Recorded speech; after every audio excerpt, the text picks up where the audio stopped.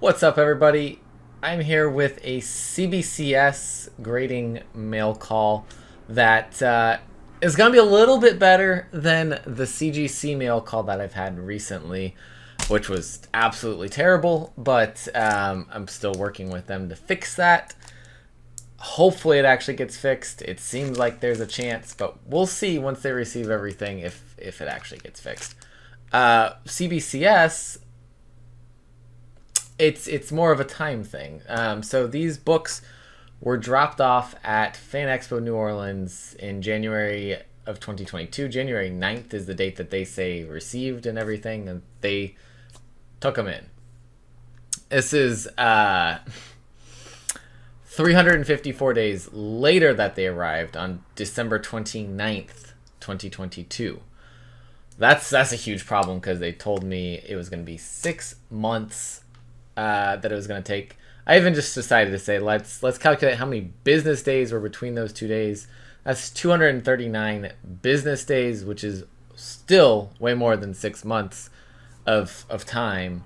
I don't know where they got their 6 months. They said at the most that was their conservative estimate, but it took a year. It took a year. So let's show the books off because there's some better news in the books.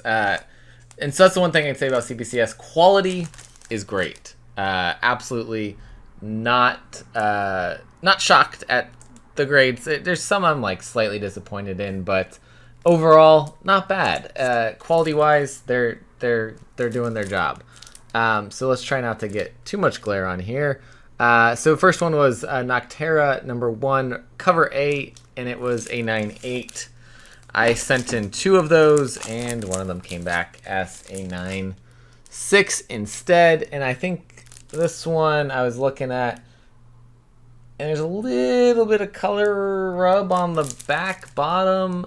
I don't 100% get why it got a 9.6 versus the other one. They look pretty identical to me, but that's okay. I'm okay with that 9.6 as well. And then I sent in the secret variant, and this one I was hoping to get the 9.8, but again got a 9.6. I love this. This one's mine. Keeping this. I'll probably get rid of the 9.6 Noctera at some point, but not right now.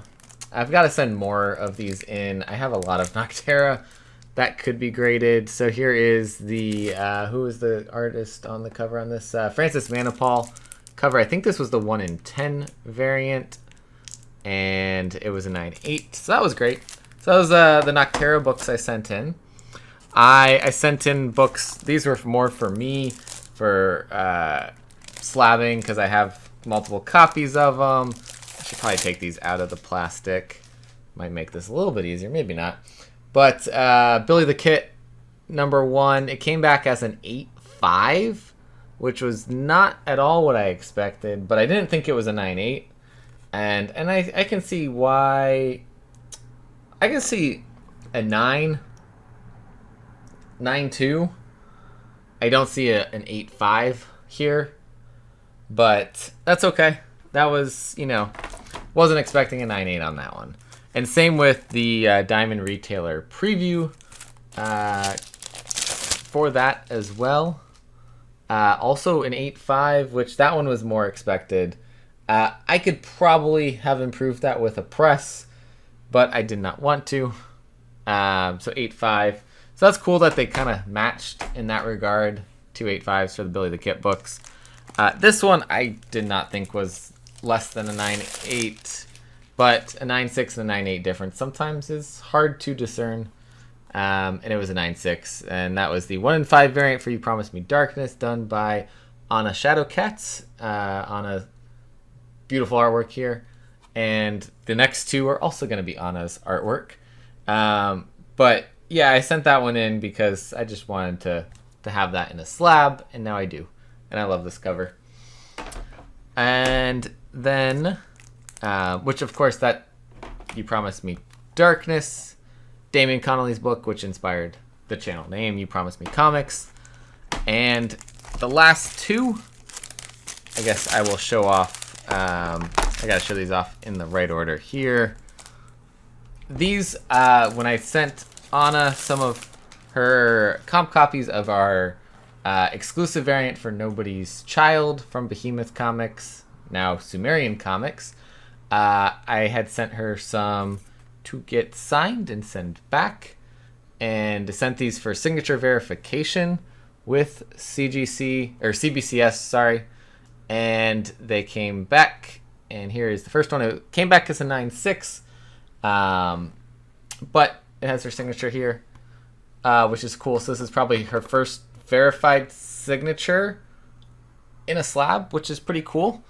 So 9.6 on one and a 9.8 on the other. So that's super cool. So shout out to Anna for signing and sending these back, and now they are in slabs.